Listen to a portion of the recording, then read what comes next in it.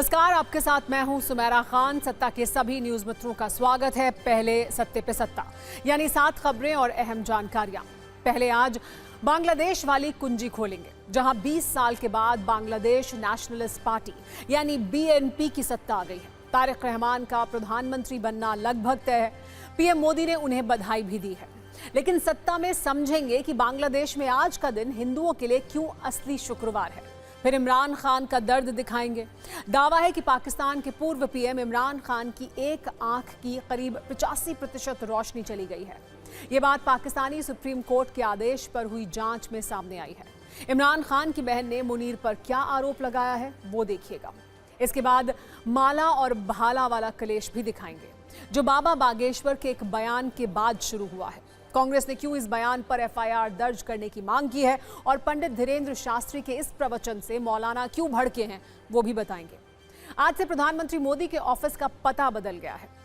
आज पीएम मोदी ने सेवा तीर्थ का उद्घाटन किया और नए ऑफिस में जाते ही पीएम ने 4 बड़े फैसले लिए। इसमें से एक फैसला ये भी है कि हादसे के पीड़ितों को 1.5 लाख रुपए तक का कैशलेस ट्रीटमेंट मिलेगा, जिससे उनके इलाज में देरी न हो। आज यूपी की विधानसभा में मुख्यमंत्री योगी आदित्यनाथ ने विपक्ष पर जोरदार प्रहार किए।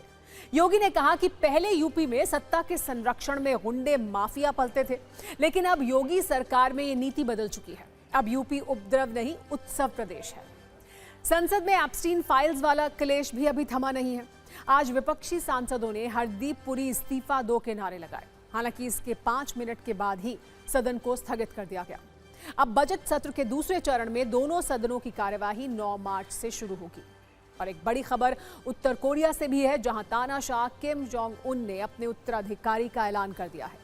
रिपोर्ट के अनुसार किम ने अपनी नाबालिग बेटी किम जू ए को उत्तराधिकारी बना दिया है। मतलब किम के बाद उनकी बेटी उत्तर कोरिया की सत्ता संभालेंगी। सत्ता में आज लेकिन सबसे पहले बात करते हैं बांग्लादेश की, जहां से सत्ता वाले बड़े संदेश आए हैं। ये संदेश हिंदुस्तान के लिए भी है, पाकिस्तान के लिए भी है, पूरी दुनिया के लिए है। बांग्लादेश में चुनावी नतीजे आ चुके हैं। इन नतीजों का एक ही निष्कर्ष है, बांग्लादेश की आवाम ने कट्टरता को अस्वीकार कर दिया है। कट्टरता को सत्ता में नहीं रहने देने की कसम खा ली है, क्योंकि बांग्लादेश में तारिक रहमान की पार्टी बीएनपी को प्रचंड बहुमत मिला है। अब तक की जानकारी के अनुसार बीएनपी गठबंधन ने 299 सीटों में से 212 सीटें जीती हैं। अब तक 297 सीटों के नतीजे घोषित हो चुके हैं। जमाते इस्लामी के नेतृत्व वाले 11 दलों के गठबंधन को अब तक 77 सीटें मिली हैं। तारिक रहमान की जीत पर पीएम मोदी ने बात कर उन्हें बधाई दी है। सवाल यही है कि भारत के साथ बांग्लादेश की नई सत्ता के संबंध कैसे रहेंगे, इस पर भी हम चर्चा करेंगे। लेकिन पहले ये जानिए कि कैसे बांग्लादेश का ये रिजल्ट कट्टरपंथियों और जमातियों के लिए शॉकिंग है। पहली तस्वीर जमाते इस्लामी के लिए जुड़ी भीड़ की है, जिसको देखकर ऐसा लग रहा था कि बांग्लादेश की जनता कट्टरपंथियों को चुनेगी। लेकिन आज के जनादेश से स्पष्ट हो गया है कि बांग्लादेश में अब ऐसी सरकार बनेगी जिसका सूत्र वाक्य है, नए बांग्लादेश का निर्माण करेंगे। हालांकि तारिक रहमान की पार्टी बीएनपी का रिकॉर्ड भारत के हित में नहीं रहा है, लेकिन अब समीकरण बदल रहे हैं। इतना तो साफ है कि ये रिजल्ट पाकिस्तान को बहुत दर्द देने वाला है। बांग्लादेश में सिर्फ जमाते इस्लामी की हार नहीं हुई है, बल्कि ये हार है पाकिस्तान की हार। ये हार है उन कट्टरपंथियों की जो पाकिस्तान के इशारे पर बांग्लादेश को बर्बाद कर रहे थे, जो पाकिस्तान के इशारे पर बांग्लादेश में हिंदुओं की हत्या कर रहे थे। आपको कुछ पॉइंट्स में ये बताते हैं कि बांग्लादेश के चुनाव में पाकिस्तान कैसे चोरी चोरी शामिल था, पाकिस्तान कैसे इस चुनाव को प्रभावित कर रहा था, कैसे कट्टरपंथियों के कंधे पर बंदूक रखकर पाकिस्तान के बड़े बड़े नेता चुनावी फायरिंग कर रहे थे। बांग्लादेश के चुनावी रिजल्ट से पाकिस्तान को प्रचंड वोट का करंट लगा है। ये वोट बीएनपी के लिए था, जो पाकिस्तान के लिए किसी बड़े झटके और बुरे सपने से कम नहीं है, क्योंकि बांग्लादेश चुनाव पर पाकिस्तान का प्रभाव था। इस चुनाव में करारी हार का सामना करने वाली पार्टी जमाते इस्लामी का रिमोट पाकिस्तान के पास था। पाकिस्तान के निर्देश पर जमाते इस्लामी से जुड़े जिहादी कट्टरपंथी हमले कर रहे थे। कट्टर जमाती हिंदुओं पर हमले किए जा रहे थे। बांग्लादेश में वोटिंग से एक दिन पहले भी एक हिंदू की हत्या की गई थी। बांग्लादेश में आईएसआई के एजेंट पिछले 6 महीने से एक्टिव थे। गली गली एंटी इंडिया, एंटी हिंदू माहौल बनाया जा रहा था। आईएसआई से जमाते इस्लामी को फंडिंग मिल रही थी। ऐसी खबरें भी आईं, कई सोशल मीडिया हैंडल पाकिस्तान से ऑपरेट हो रहे हैं। बीएनपी का इतिहास पाकिस्तान से जुड़ा जरूर रहा है, लेकिन इस बार पाकिस्तान का हाथ जमाते इस्लामी के सिर पर था। इस बार पाकिस्तान जमाते इस्लामी गठबंधन को कुर्सी पर बैठाना चाहता था। यही वजह है कि इस रिजल्ट को पाकिस्तान के लिए शॉकिंग माना जा रहा है। अब ये लगभग तय है कि तारिक रहमान बांग्लादेश के अगले प्रधानमंत्री होंगे। जब से उनकी बांग्लादेश में वापसी हुई है, बीएनपी को लेकर सकारात्मक माहौल बन रहा था। अब ये नतीजों में भी दिख रहा है। सवाल यही है कि उन्होंने बांग्लादेश में कट्टरपंथियों को कैसे हराया, कैसे 17 वर्ष के निर्वासन के बाद सत्ता की सीढ़ी तक पहुंचे। इस पूरी कहानी को हम आपको पुरानी घटनाओं के साथ आइए समझाते हैं। 2008 में तारिक रहमान को बांग्लादेश छोड़कर भागना पड़ा था। 17 वर्ष के निर्वासन के बाद 25 दिसंबर 2025 को लंदन से बांग्लादेश लौटे थे। इस दौरान तारिक रहमान लंदन से ही पार्टी का काम संभालते थे। तारिक रहमान 2018 से पार्टी के एक्टिंग चेयरमैन थे। 9 जनवरी 2026 को उन्हें बीएनपी का चेयरमैन बनाया गया था। बांग्लादेश वापसी पर तारिक का स्वागत हीरो की तरह हुआ था। बड़ी संख्या में लोग एयरपोर्ट पर जुटे थे। तारिक रहमान ने ढाका में मिट्टी को छूकर सलाम किया था। लौटने के बाद तारिक रहमान ने पूरे बांग्लादेश का दौरा किया। इतना ही नहीं, चुनाव प्रचार के दौरान रैली में तारिक रहमान लोगों से सीधे बात करते थे, उन्हें मंच पर बुलाते थे। बांग्लादेश की इकोनॉमी सुधारने का रोड मैप पेश किया था। सबसे बड़ी बात, हिंदुओं को भी तारिक रहमान ने सुरक्षा का भरोसा दिया था। इसका परिणाम यह आया कि 22% हिंदू आबादी वाले गोपालगंज में बीएनपी को 3 सीटें मिली। जमाते इस्लामी गठबंधन को यहां करारी हार मिली। मतलब ये कि बांग्लादेश में कट्टरपंथियों को हराने में हिंदुओं की बड़ी भूमिका रही है।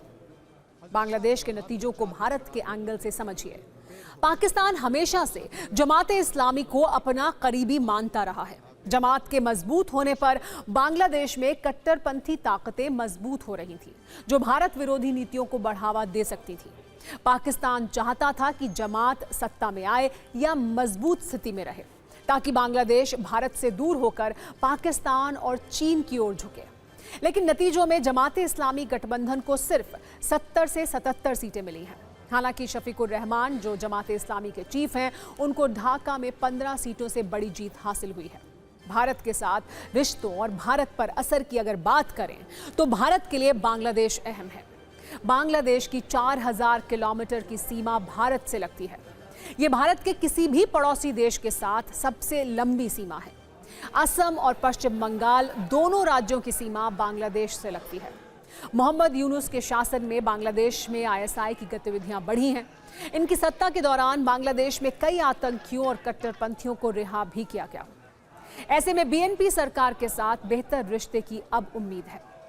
अब बात दूसरे पड़ोसी पाकिस्तान की, जहां से हर रोज हैरान करने वाली खबरें आ रही हैं। सत्ता में बने रहने के लिए फील्ड मार्शल आसिम मुनीर अपनी मनमानी कर रहे हैं, अपने विरोधियों को ठिकाने लगा रहे हैं। सत्ता के नशे में अंधे आसिम मुनीर ने जेल में बंद इमरान खान को नेत्रहीन कर दिया है। ताजा मेडिकल रिपोर्ट के मुताबिक पूर्व प्रधानमंत्री इमरान खान की आंखों की रोशनी पर संकट है। इमरान खान की दाहिनी आंख की करीब 85% रोशनी चली गई है। पिछले कई दिनों से इमरान खान के परिवार की तरफ से इस तरह के आरोप लगाए जा रहे थे, लेकिन आसिम मुनीर के दबाव में जेल प्रशासन कुछ भी सुनने को तैयार नहीं था। अगर सुप्रीम कोर्ट के आदेश पर जांच नहीं होती तो शायद कभी पता ही नहीं चल पाता कि जेल के अंदर इमरान खान ने आंखों की रोशनी खो दी है। इमरान खान के साथ जेल में पिछले कई महीनों से अमानवीय व्यवहार किया जा रहा है। ना उनके पर्सनल डॉक्टर को जांच की अनुमति दी गई और ना ही ठीक से इलाज की अनुमति मिली। इमरान की आंखों में से दिक्कत पिछले कई महीनों से थी। वो अदियाला जेल अथॉरिटी से आंखों में धुंधलेपन की शिकायत कर रहे थे। पहले तो उनकी नज़र सामान्य बताई गई, बाद में पता चला कि आंख की नस में खून का थक्का जम गया है। ठीक से इलाज न होने से दाईं आंख की रोशनी कम होती चली गई। अब सिर्फ लगभग 15% रोशनी ही बची है। इमरान की पार्टी पीटीआई ने पिछले महीने बताया था कि इमरान की दाहिनी आंख में सेंट्रल रेटिनल वेन ऑक्लूजन यानी CRVO नाम की बीमारी है, जिसमें खून रेटिना में जमा होने लगता है, जिससे रेटिना में सूजन आ जाती है और आंखों की रोशनी घटने लगती है। इसका इलाज तुरंत शुरू करना होता है। अगर 24 से 72 घंटे में इलाज नहीं होता तो आंखों की रोशनी पूरी तरह जाने का खतरा है। ये इलाज जेल के भीतर संभव नहीं है क्योंकि इसके लिए स्पेशलिस्ट डॉक्टर और ख़ास मेडिकल सुविधाओं की ज़रूरत होगी। इमरान के परिवार का एक और गंभीर आरोप है। दरअसल पिछले 2 महीने से इमरान काल जेल की काल कोठरी में बंद है। एक ऐसी काल कोठरी में जिसमें अंधेरा है, रोशनी की व्यवस्था नहीं है, जिसकी वजह से इमरान की आंखों पर गहरा दबाव पड़ा है। यही वजह है कि इमरान की आंखों की रोशनी तेजी से चली गई है। मुनीर के इशारे पर जानबूझकर इमरान के इलाज में देरी हुई है। अगर समय पर जांच होती और इलाज मिलता, शुरुआती लक्षणों को गंभीरता से लिया जाता, तो इमरान की आंख की रोशनी बचाई जा सकती थी। इस पूरे मामले के बाद अब इमरान खान के समर्थक गुस्से में हैं। पीटीआई के समर्थक इसके लिए सीधे तौर पर आसिम मुनीर को जिम्मेदार मान रहे हैं।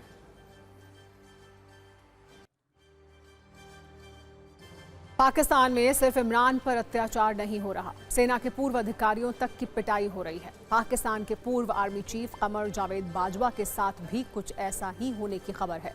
ऐसी चर्चा है कि कमर जावेद बाजवा अपने घर के बाथरूम में फिसलने से घायल हो गए हैं। अब आईसीयू में उनका इलाज चल रहा है, लेकिन कई मीडिया रिपोर्ट्स में ये दावा किया जा रहा है कि कमर जावेद बाजवा की पिटाई हुई है।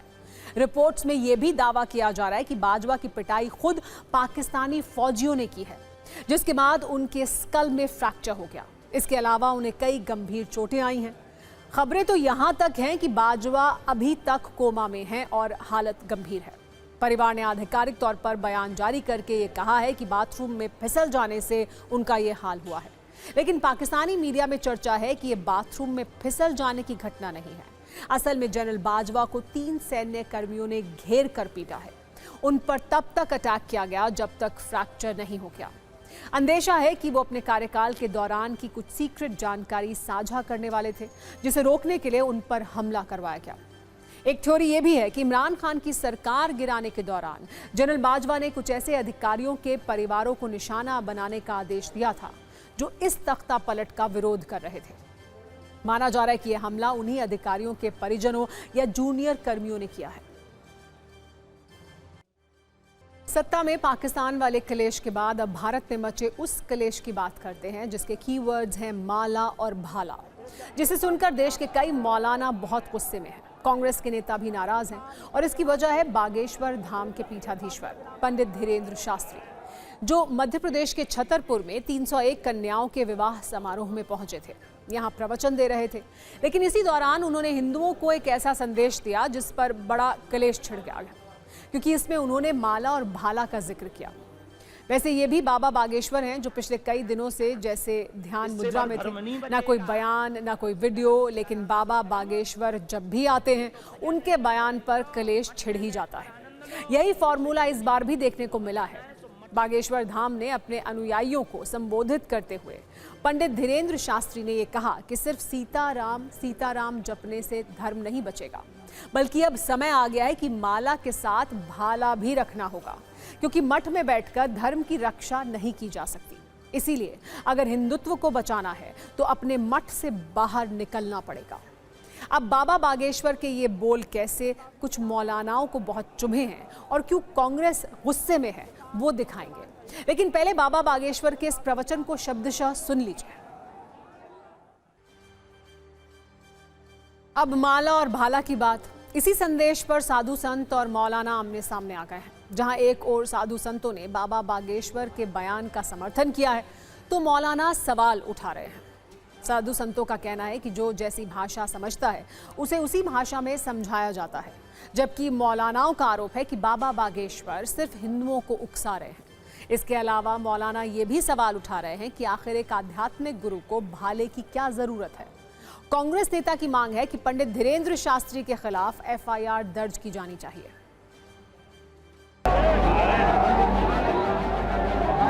कंटके नैव कंटकम, कांटे को कांटे से ही निकाला जाता है। सठम साठम समाचरित, जो जिस भाषा में समझेगा उसी भाषा में समझाने के लिए जितना मेरे लिए माला जरूरी है, उतना मेरे लिए राष्ट्र की रक्षा के लिए, देश की एकता और अखंडता के लिए भाला भी आवश्यकता है। भाला और माला की बात क्या करके, तलवार के प्रदर्शन की बात क्या करे, हिंदू नौजवानों को वो उकसा रहे, वर्गला रहे, बहका रहे। मजहबी रहनुमा के लिए शोभा नहीं देता कि वो इस तरह की बात करें। अपने समाज के अंदर जो बुराइयां हैं उन बुराइयों को दूर करने की बात करें, मगर वो कट्टरपंथी विचारधारा का समर्थन न करें। तो राष्ट्र के ऊपर, हिंदुस्तान के ऊपर, देश के ऊपर, अपने हिंदुत्व के ऊपर अगर कोई आक्रांता और देश को नुकसान पहुंचा जाता है तो वहाँ संतों को भी चाहिए कि ओम शांति केवल जगशाला के लिए बात होनी चाहिए थी, लेकिन जब बाहर निकलिए, जब देश के ऊपर कोई आवाज लगावे तो वहाँ पे ओम क्रांति की आवाज निकलनी चाहिए। आध्यात्मिक गुरुओं को भाले की क्या जरूरत पड़ गई?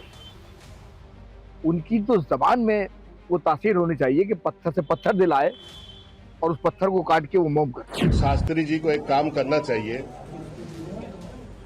कि इनको विधिवत 1-2 घंटे का समय निकाल के बीजेपी के दफ्तर में बैठना चाहिए।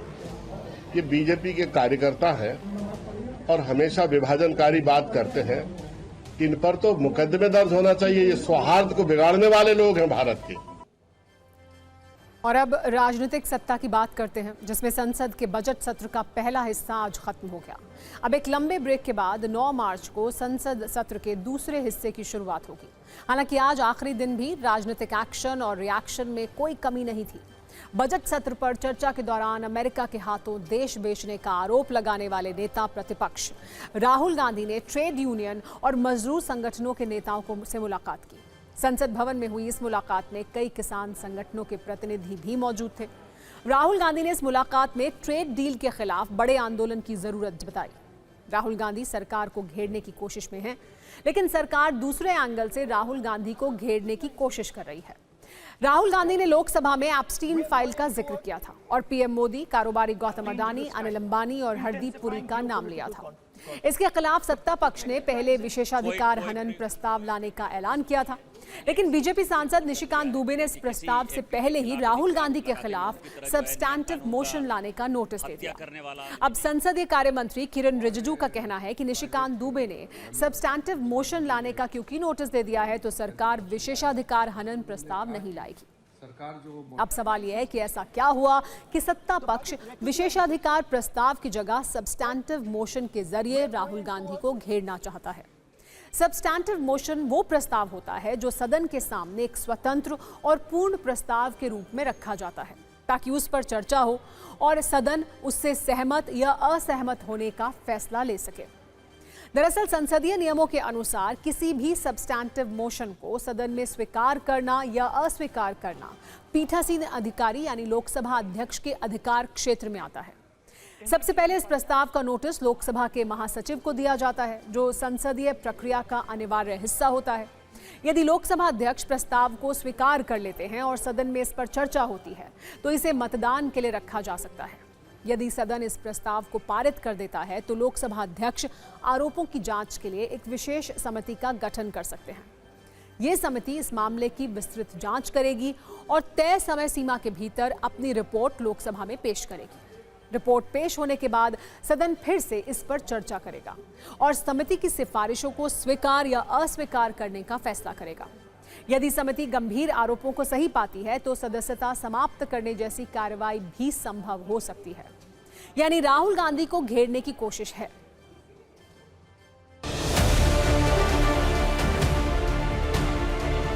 हमारे प्राइवेट मेंबर निशिकांत दुबे ने एक सब्सटेंटिव मोशन लाया है। सरकार जो मोशन लाना था उसका हम अभी ड्रॉप किया है। एक सब्सटेंटिव मोशन लाया है तो हमने सोचा कि इसको एडमिट होने के बाद हम तय करेंगे स्पीकर साहब से बात करके कि प्रिविलेज कमेटी में या इसको एक एथिक्स कमेटी में या सदन में सीधा हम इसको ला सकते हैं चर्चा के लिए भी। राहुल जी ठीक बोल रहे हैं क्योंकि किसानों के साथ तो समझौता हो रहा है और इस डील के खिलाफ जो लड़ रहे हैं राहुल जी, तो उन्होंने काम लड़ाई लड़ते रहेंगे चाहे भले आप सदस्यता से निकाल दो। जिसको किसानी का औबोसो नहीं मालूम, जो बता दे, कोई एक चीज बता दे किसानी क्या होता है और कौन खेत क्या होता है, ऐसा आदमी क्या बोलेगा। राहुल जी के खिलाफ अगर सदस्यता के लिए निशिकांत दुबे लाएंगे तो सबसे पहले तो निशिकांत दुबे की सदस्यता खत्म हो जानी चाहिए। उनसे ज्यादा गलत तो कोई बोल ही नहीं सकता। कि राहुल गांधी जी को तर्कहीन बात करने की, बिना मतलब बात करने की आदत है। क्या जाने किसानी, क्या होता है किसानी, क्या होता है किसान, क्या काम करता है, कि कुछ पता है उनको? दिल्ली में हवाबाजी करने से थोड़ी होगा।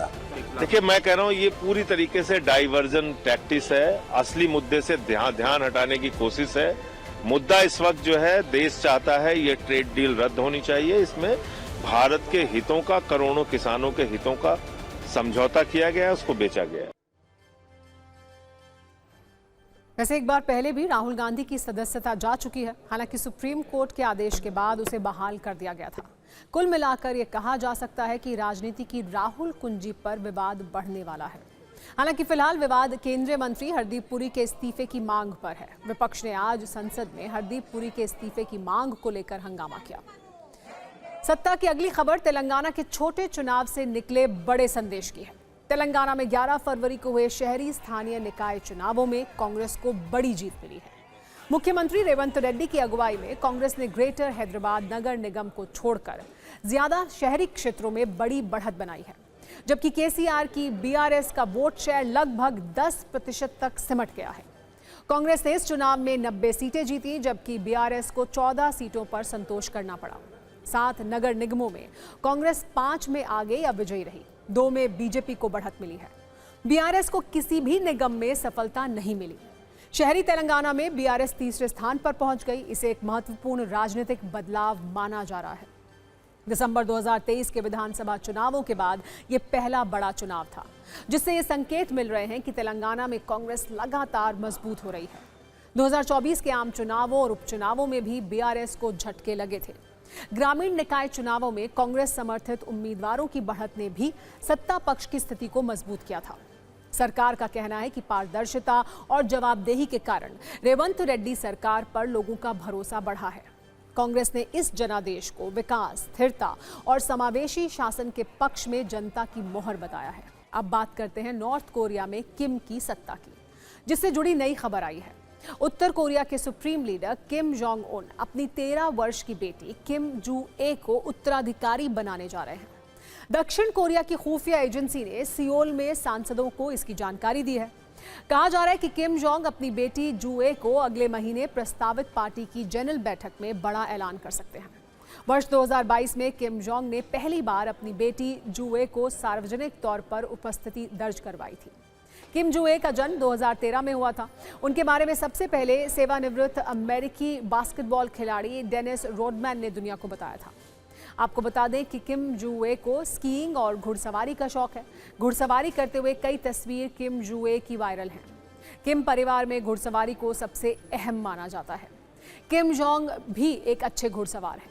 किम जोंग उन की कोशिश अपनी बेटी को डिप्लोमेसी और शिष्टाचार सिखाने की भी है। यही वजह है कि किम अपनी बेटी को हर बड़े कार्यक्रम में लेकर जाते हैं, चाहे ये कार्यक्रम हथियार परीक्षण का ही क्यों ना हो। पिछले 78 वर्ष से उत्तर कोरिया पर किम परिवार का ही कंट्रोल रहा है। इस देश की किस्मत लगभग 8 दशक से यही परिवार लिख रहा है। इसे समझने के लिए आपको किम फैमिली की हिस्ट्री भी आइए दिखाते हैं।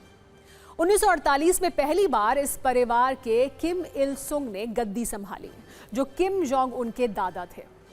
देखिए, इसके बाद किम के पिता किम जोंग इल सिंहासन पर बैठे और उनकी मृत्यु के बाद 2011 में से अब तक किम जोंग उन का राज यहां पर चल रहा है। इसके बाद वो अपनी बेटी किम जू ए को कुर्सी ट्रांसफर करेंगे, यानी आगे की उत्तर कोरिया का भविष्य किम वंश ही तय करेगा। और ये इस वक्त जो आप देख रहे हैं, ये फैमिली ट्री है जो किम इल सुंग से शुरू होकर किम जू ए, जो अब उत्तराधिकारी हैं किम की, वहां तक पहुंचेगा और किम परिवार के हाथ में ही रहेगा। किम की खबर के लिए कुछ जानकारियों को आपको जानना चाहिए। 13 साल की उम्र में किम जू ए किसी स्कूल या पार्क में नहीं, बल्कि missile launching sites, military parade और परमाणु हथियार फैक्ट्रियों में ही नजर आती हैं। उसका डेब्यू भी दुनिया के सबसे खतरनाक ICBM हवासोंग 17 के लॉन्च के वक्त हुआ था। इसलिए मीडिया ने उसे न्यूक्लियर प्रिंसेस कहा जाता है। उत्तर कोरिया के 4 और 5 स्टार जनरल्स जो पूरी दुनिया को डराते हैं, वो 13 साल की इस बच्ची के सामने कमर झुकाकर बात करते हैं। नॉर्थ कोरिया में लोग खाने को तरसते हैं, वहां जू ए लाखों रुपए का क्रिश्चियन डियोर का जैकेट पहनकर मिसाइल टेस्ट देखने जाती हैं। उसके चश्मे और घड़ियां भी लाखों की होती हैं। उत्तर कोरिया के प्रोपेगेंडा वीडियो में जुए को सफेद घोड़े पर सर पर दौड़ते दिखाया गया है। सफेद घोड़ा किम परिवार की रॉयल ब्लड लाइन यानी पैक्टू ब्लड लाइन का निशान है। नॉर्थ कोरिया ने कभी उसका नाम आधिकारिक तौर पर नहीं बताया था। 2013 में अमेरिकी बास्केटबॉल स्टार डेनिस रोडमैन जब किम जोंग उन से मिलने गए थे, तब उन्होंने दुनिया को बताया था कि किम की एक बेटी है जिसका नाम जुए है और उन्होंने उसे गोद में खिलाया था। जुए का हेयर स्टाइल और कपड़ों का ढंग बिल्कुल अपनी मां री सोल जू जैसा है। उसे जानबूझकर बड़ी उम्र का दिखाया जाता है ताकि जनता उसे अभी से एक लीडर के रूप में स्वीकार कर ले। सत्ता में अब बात करते हैं ईरान और अमेरिका के बीच महायुद्ध वाले संकेतों की। पश्चिमी एशिया में युद्ध वाला तनाव हर दिन बढ़ता जा रहा है।